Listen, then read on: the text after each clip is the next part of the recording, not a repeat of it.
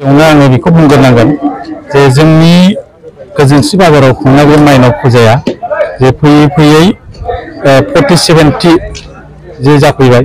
दा सिगां समाव जोंनि आबै आबौमोन जोंनि बिमा बिफा बिथांमोनहा जे मिरु जिरु भाबै माने खुंबोदोंमोन।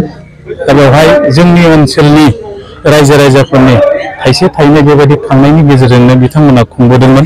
आरो दिनैबो जोङो जे 47 थियाव आगान होदोंब्लाबो जोंबो बे ओनसोलनिनो रायजो राजाफोरनि गरसे गरनै जोङो रांजोंनो जोङो बेखौहाय खुंनाय जादों।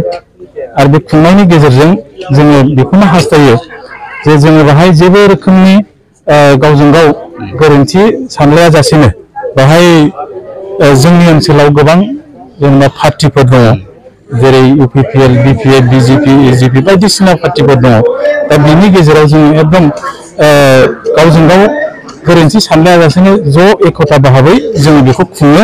आरो बे खुंनायनि उद्देश्यआ बेनो जोंनि ओनसोलाव जाहाथे जोंखौहाय बे माइनाव बिमा माइनावा जोंखौ जाहाथे माने फारफ्रोमबो बिथिङाव जे आबाद मावनायावनो होन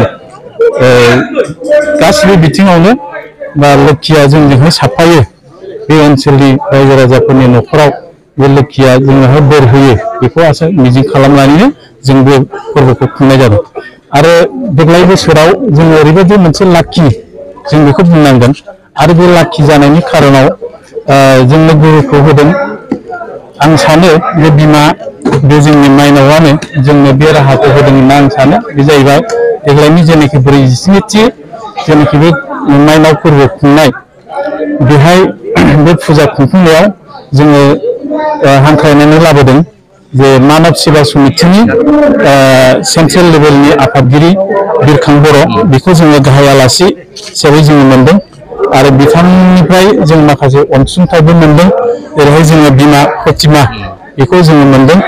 आरो बिनिफ्राय मोनसे जाय बिथाङा गाहाय आलासि हिसाबै नुजाफैदों बिथांखौ जोङो मोनसे साबायखरसिन होनांगौ खार'ना नैबेखौ आं सानदों। दा बिथाङा जोंनि ओनसोलाव थानाय एकदम जायफोरनाखि गोरिब सुबुंफोर बिथांमोननो जे खुनु पार्टि फिलिंस लायाजासे बयनोबो जायफोर सुबुङा एकदम गोरिब बे गोरिबखौनो जोङो कम्बल राननाय बे हाबाफारिखौ जोङो लानो हानायनि गेजेरजों जोङो जोंखौनो जोबोद गोजोननाय आरो दुग्गाखांनाय जों मोनदों। दिनैनिफ्राय जागायनानै जोङो सानथाम लानाय जादों, 28, 29 आरो 30। आरो बेवहाय आङो बे मोनसे बाथ्राखौबो नोंथांमोन मिडियानि गेजेरजों आङो फोरमायनो नागिरदों जे जोङो बेहाय जेनाखि ससियेल एलिमेन्ट्स नोंथांमोना नुबाय जोंनियावहाय माने बेहाय मेला जानाय बे आबहावाखौ नुदों। दा बेहाय जोङो जेनेबा माने खुनु गेमलिं रोखोमनि बे जिनिसखौ जोङो बेहाय होनाय नङा, चान्स होनाय नङा। जोङो बेहाय खालि फिसा फिसा ओरैनो दावदै खेला, दाउ खेला, दालि, संख्रि, बानलु बेफोरबायदि खेलाखौ होगोन।